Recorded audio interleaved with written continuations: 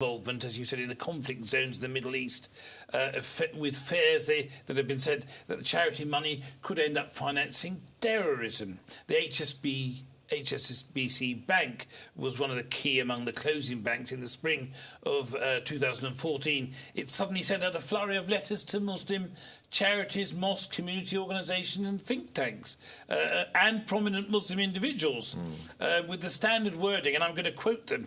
HSBC Bank has recently conducted a general review and has concluded that provision of banking services to X now falls outside our risk appetite.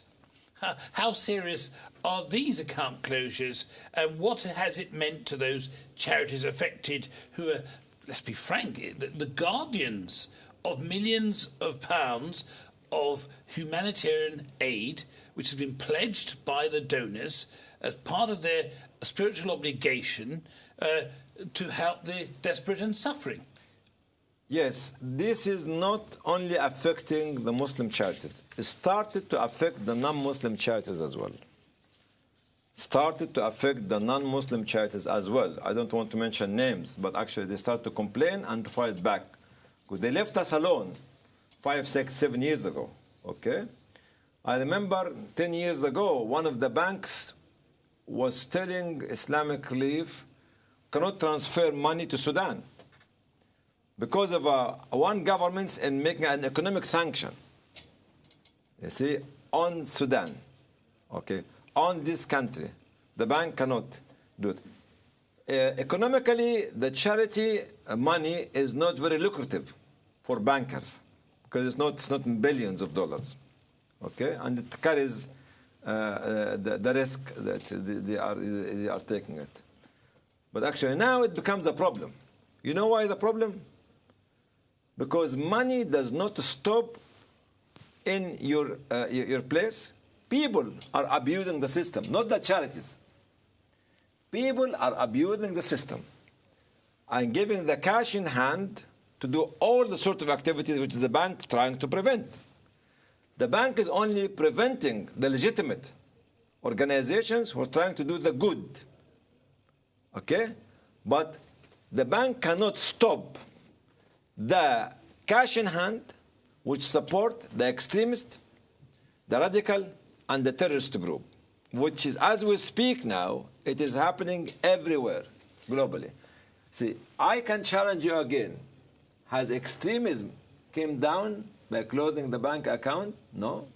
It's on the rise because the money is going somewhere else. Who is selling the cars and military equipment to such groups, and how the money is falling in their hands? So we don't want to become like the ostrich, just heading her head in the sand. We have to be realistic. Those charities are legitimate. You have to be very proud of dealing with them, okay?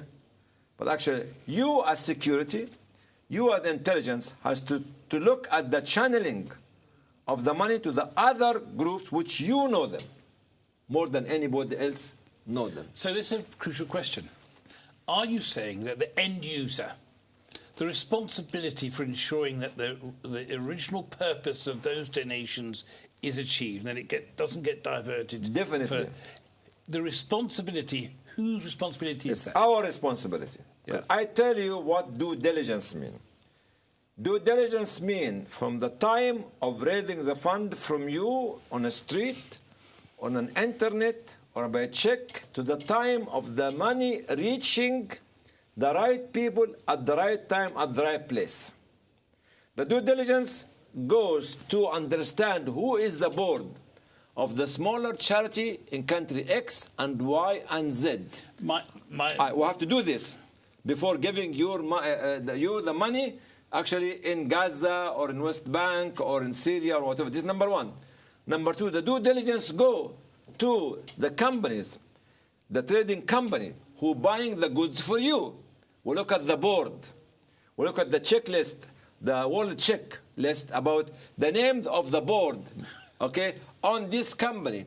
Are they flagged red or black or white or green or yellow? But you mentioned... Before sending any penny or making any deal with them. But it's ironic that you raised the issue of World Check. World Check it was suggested in a major expose on the BBC by Peter Oborne, was at the heart of the bank's decisions often to classify Muslim bank accounts as being not within the risk appetite. That's right. And the fundamental to this was often data and information based on speculation, hyperbole, internet articles by adverse governments who had a political agenda, Wikipedia, and things like this.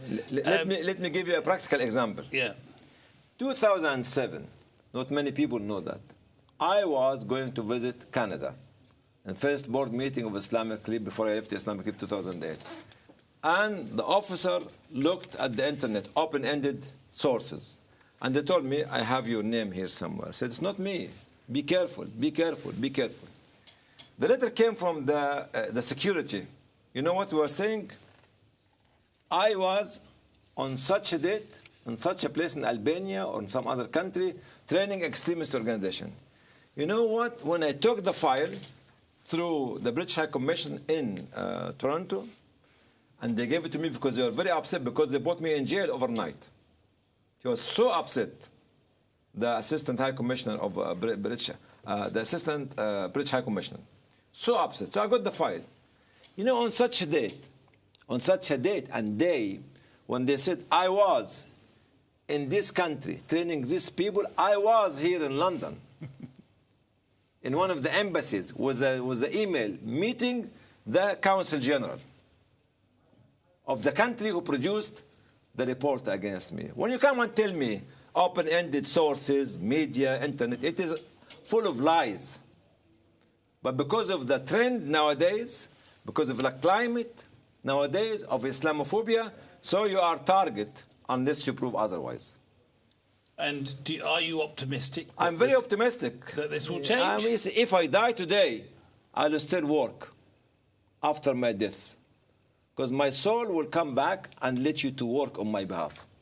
I'm not going to stop working after my death. And I'm challenging you not listening to my soul when it comes back to you. Well, may that day be a long way from now. Dr. Hany El Banna, as always, it's been a huge pleasure and an honour to have you join me in the studio. Thank you for joining us on Islam Channel. Thank you. Finished?